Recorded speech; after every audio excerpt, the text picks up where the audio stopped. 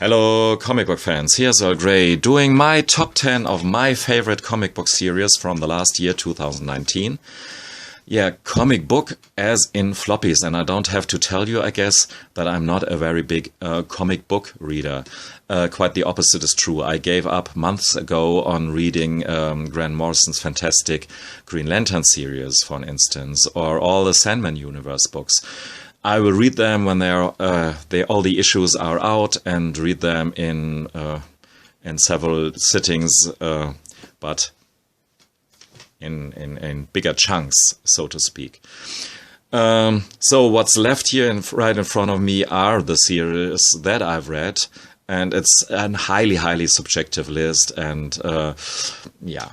But I tried to pick up books that make use of this format here, of the comic book format. And Ahoy Comics is a very good publisher in doing fascinating packages, starting from the covers to the paper quality and the bonus contents, and the fact that they don't overdo the ads thing here. There are just some ads for their own products sometimes, but for the most part you get a fantastic package.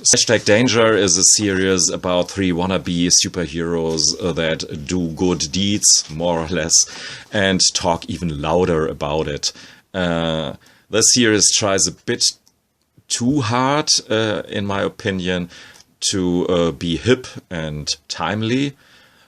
But for whatever reason, I read all these comics here almost every time when they came out at first. So there's a simple, easy readability to them that I've really enjoyed.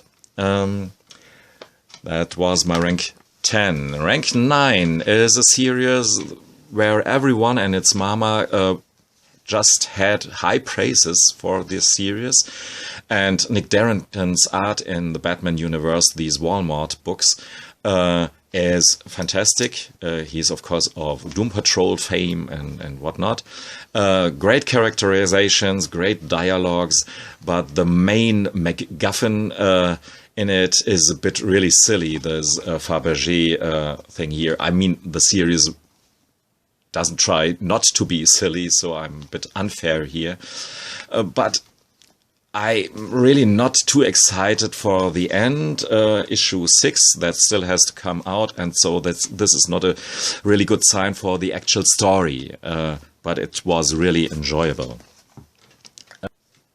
On 8 we have Thumbs, a series written by Sean Lewis, drawn by Hayden Sherman, with very high production qualities, nice cardboard cover, a lot of extra pages for your buck, but the important thing, of course, is that here the premise right here is very interesting and very close to our world today, I think.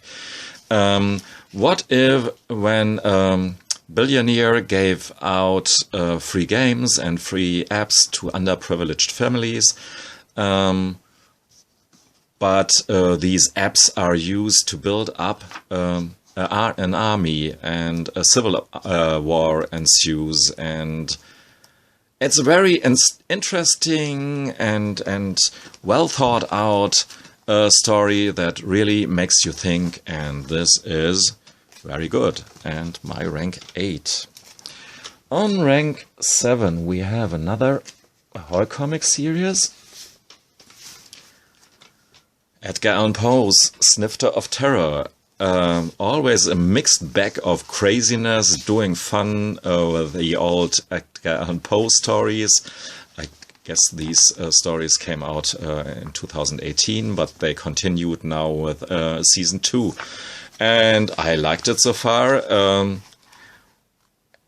And it's just a motley crew of nice art doing crazy weird out stuff with these old horror stories, and mystery stories of old Edgar Allan Poe. On rank 6 we have, surprise, surprise, another Ahoy title, Second Coming. And this is, of course, the second coming of Jesus, who is sent to Earth a second time by his father, who is really a very archaic, grumpy old dad. Here talking to the devil, of course, on this nice Amanda Connor cover.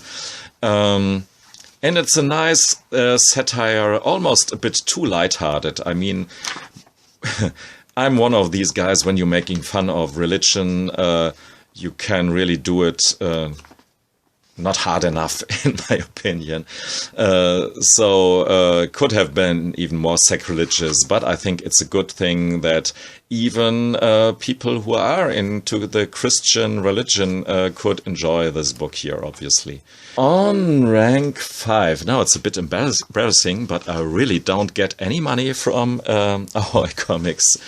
I have to repeat that, I think, but on rank 5 we have Bronze Age Boogie, and this is a story that is actually pretty similar to the aforementioned Batman universe series, but here it's not in terms of that we have different time frames connected through a pretty silly MacGuffin here. But here, these time scenarios, time frames are a bit more interesting, in my opinion, and just more whacked out and fun than in the Batman book here.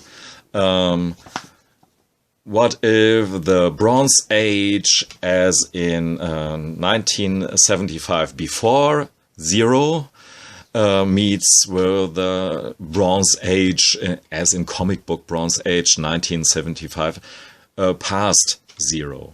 And we get the story here where some karate dude and his friend Linda Dark, with 2 R's,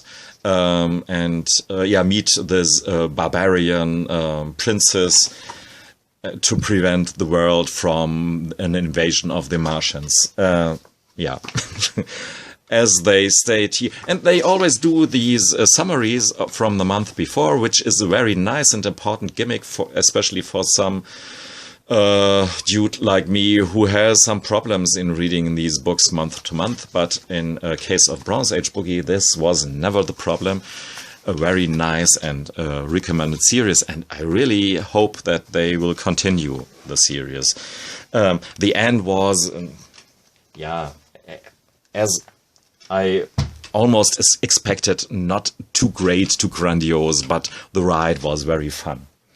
So, talking about fun, I made already a video about these all-time comics. I mean, look at these covers and tell me that you don't like this tough kind of stuff here. This is just great fun, and if you don't believe me, watch that particular video devoted only to these comic books here. But now to my rank 2, which could have been easily my rank 1 as well, Little Bird, with fascinating art by Ian Bertram.